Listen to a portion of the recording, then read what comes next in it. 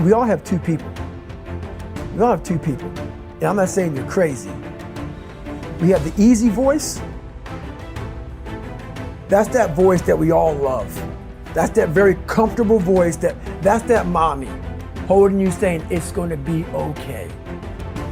Doesn't care how good you are, just loves you. Just loves you no matter how messed up you are in life. So that's that one voice. This other voice that we walk very far away from is the voice saying, hey man, you ain't doing shit. So we try to get this voice out of our head completely. And we live over here in this land. So what you have to do first is turn up this voice over here. The voice saying things to you that aren't nice. That it's in our head saying, you know what, man, dude, you're not doing shit. I'm not saying to put yourself down. I'm saying listen to the truth. And the truth isn't in the 20%. The truth is in this other part of your brain saying, look, man, you're wasting a bunch of percentage here. We have 80 more percent that we're not tapping into because in this other 80% is suffering, pain, failure, self-doubt, darkness, and then a whole bunch of light. But to get to this light, you gotta go through all of this. So a lot of us know that. I can get over here, but over here, man, this is much better because I gotta go through this journey that is not fun. This from 20 to 100%, this shit in between is not fun. So we decide to live over here. So everybody goes, how do you do that? You know exactly how to do that. You know exactly, it's not a magic trick. There's nothing I talk about that's a magic trick. It's all back down to a very primitive mindset of we just have to do. It's like breathing. Breathing becomes normal. Like we don't know that we're doing. That's how you have to live your life.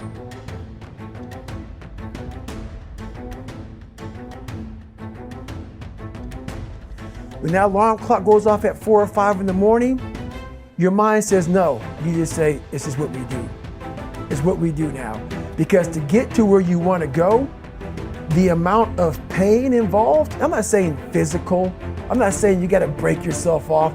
The amount of mental pain of how many times you're going to have to do something that you don't want to do to get to where you want to go. When I was 297 pounds and I was fat as hell trying to be a Navy SEAL, the scariest thing in the world to me, even to this day, was that could have been the rest of my life. I thought then I was trying hard. That's the scariest thing in the world. I thought then, 297 pound, working for Ecolab, spraying for cockroaches, making $1,000 a month. I thought that was me at my 100% potential. Come to find out, a few years later, I wasn't anywhere near that. 106 pounds less, graduated Navy SEAL training, went on to do all these other things. Looking back on that, that was me trying hard. That's why people gotta understand, what is in us, we have no idea until we start trying hard. And I mean really trying hard, where you're obsessed with, hey, this is my new norm. My new norm is that, wow, this isn't always fun. It's not always meant to be fun. And that's when you know you're trying hard. Is that, and so people listening to us that maybe are at 20% or 30%, you know, about, yeah, I'm going hard, I'm going max, and yet they're not seeing the results. Like, how do they actually shift themselves out of that? We're all in a battle with our own brains. That's all life. That's all life is. It's the most powerful thing in the world, is your own brain. It can work for you or against you. And as opposed to focusing on all those bad things that happened, all the things you didn't have, the people that called you names, all the stuff you were doing again, and you start thinking, wait a second, I just visualized this, and now I can take it to the next level. Because the visualization got you through the ceiling. It did, and I was able to visualize the end. So when I was 297, and I was all fat and out of shape, and I couldn't run a quarter mile, and I was drinking milkshakes and eating boxes of donuts, I visualized, man, how would it feel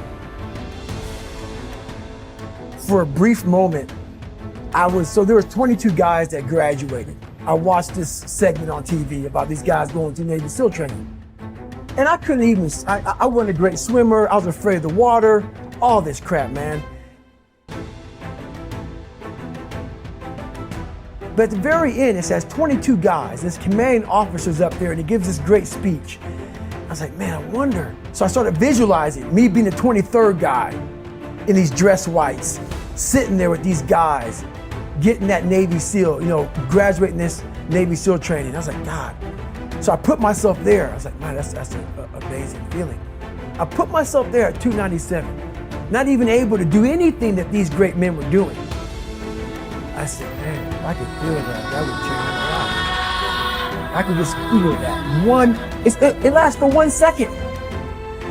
You get that certificate, you walk across the stage, and what's next? But I didn't know that then. My mind wasn't, I thought I lived in that moment forever. So I said, wow, man, if I could just feel like that. If I could feel like that. And what was that feeling you wanted so bad? Just that No, accomplishment? victory. I wanted to win. Not like beat somebody else. It wasn't about that. I just wanted to go the distance. Everything in my life, when something got hard, I quit. If it was reading, that's where I wasn't great at reading, I wasn't great at writing, so I just quit. I couldn't catch on as fast as you. I had to work harder than you, so I quit. I wasn't great at things, so I quit. I'm not good at this. Like, man, if I could just go that distance, that extra mile, to just go, just to finish. I want to finish. I want to feel victory. And victory for me wasn't winning, it was just finishing. So I said, you know what? If I could feel like these guys feel, it would change my life. But what I realized, the best feeling I had was when I was by myself trying to lose this weight. I had to lose it in literally less than 3 months. 106 pounds in less than 3 months. And literally, I started feeling victory just by putting myself in the battle. It wasn't about going to Navy SEAL training. It wasn't about being the 23rd guy in that chair. I started realizing, man, just by going to war with myself every day and putting these challenges and these goals and these obstacles, these insurmountable obstacles. So it wasn't about losing 106 pounds. Me losing 5 pounds was an accomplishment. Me losing 10 pounds and then 50 pounds. And then the more I did this, the more I gained confidence. And then the more I gained confidence, the more I realized these guys can't do what I'm doing right now. I had no coach, had no trainer, had no money. I didn't know how to lose weight. I had no knowledge of what I was doing. I was just working. I was just sacrificing. And then through that, all these different tools started coming up. But I would have never found these tools if I didn't put myself in a very uncomfortable place. We all look for toughness. We all want it, but we look for it in a comfortable environment.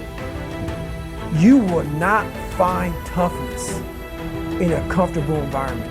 Those of you who are listening to this, whoever hear this, you will not find it.